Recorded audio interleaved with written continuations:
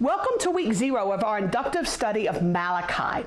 We're going to start off with some helpful inductive study hacks that'll make your study more efficient and more meaningful to you. You're going to need a set of basic colored pencils because you're going to be marking your Bible. If you aren't one to really like marking in your Bible, you can Google Malachi observation worksheets, print it out, and mark those. One of the charts I find really helpful is from Precept International, and it's called Malachi at a Glance. This is a very simple fill-in-the-blank chart. There's no right or wrong answers. After you read each chapter, you can fill in the chapter theme. Just make sure it's really different from whatever it is, your chapter heading in your Bible. Make it really meaningful to you. When we finish the entire book, you'll be able to write the theme of the book and also its purpose. Keywords are words or phrases that are repeated, and you're going to want to really mark them in a special way or in a special color. They'll either be repeated in a single chapter or throughout the entire book. One example is Lord of Hosts. That's a key term. It's used more in Malachi than any other book of the Bible, 23 times and only 55 verses. I'm a huge chart maker. Retaining information is so much easier for me if I put it in a chart. One chart that would be really helpful for your study of Malachi would be this one called But I Say, Yet You Say. This is actually another repeated phrase, so you're going to want to mark it before you fill out the chart. There aren't very many, but you'll really want to take note of them. You can either set up a really simple 6-column chart like the one shown on the screen, or you can download and print off both charts using the link in the description below. Another important aspect of inductive study is understanding the historical and cultural context of the book you're studying, and that's really the purpose of our week 0. So because of their disobedience and their rebellion against God's laws and his statutes, God gave the Israelites into the hands of the Babylonians under King Nebuchadnezzar in a series of 3 different sieges. In 605, that's when Daniel and his friends and the young noblemen were taken. In 597 BC, the prophet Ezekiel was taken along with 10,000 others. In 586, Jerusalem was completely destroyed just as it was prophesied by Ezekiel. If you want to know why Israel fell, there are actually 20 different reasons, and you can read those for yourself in 2 Kings chapter 17, verses 1 through 17.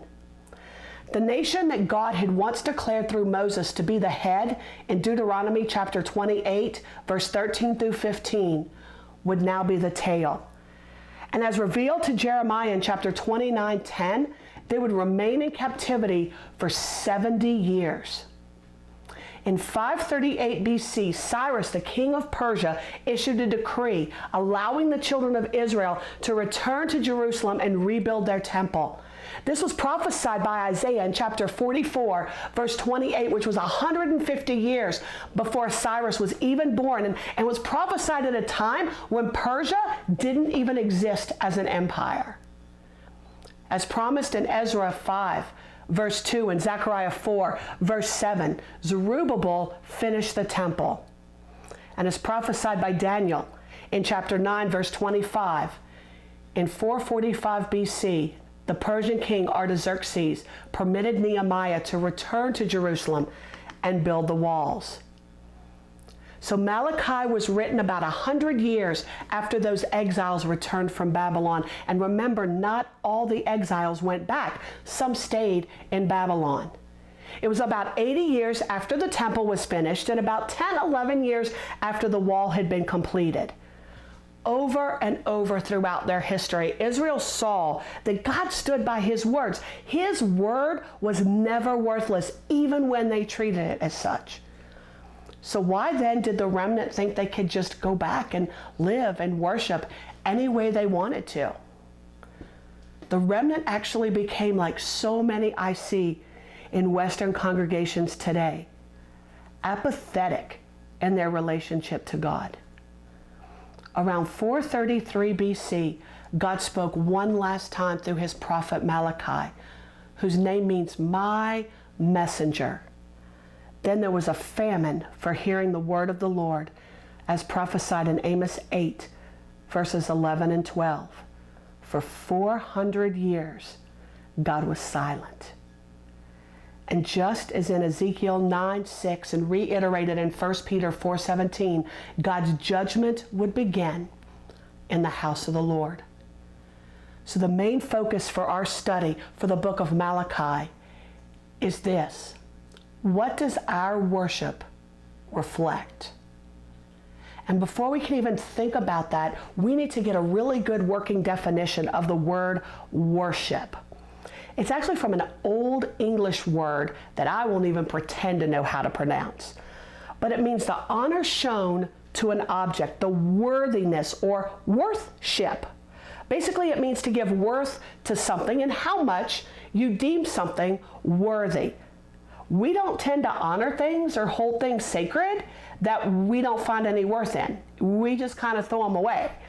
A couple years ago during some renovations, my husband and I actually went through our house and a lot of things were deemed worthless as we hauled trailer load upon trailer load to the dump to get rid of it.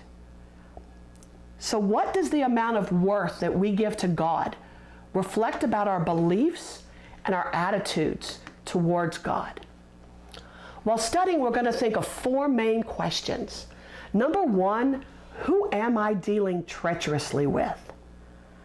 Number two, do I really love God the way I should? Number three, what does my worship reflect that I believe about God? And number four, how would all of this look in my life if I saw my role as a priest to the world around me? And make no mistakes, as believers, we're told that we are kingdom priests. So as such, what kind of priest are you? Do you give others instructions according to the word of the Lord or according to the current philosophy of the world as the self-proclaimed prophets in Ezekiel chapter 13 verse 7 and chapter 22 verse 28 who claim to be giving a word from the Lord when God said he never gave them any word? Do you come before God with idols in your heart as the elders of Ezekiel 14 3-4? What do you offer God in way of your time, your talents, and your money? And not just quantity, but quality. I know this was a really short study today, but thank you for joining me for week 0 of our inductive study of Malachi. Be sure to like, share, and subscribe to my YouTube channel, and that way you'll be notified every time a new video posts. Until next time, shalom, shalom.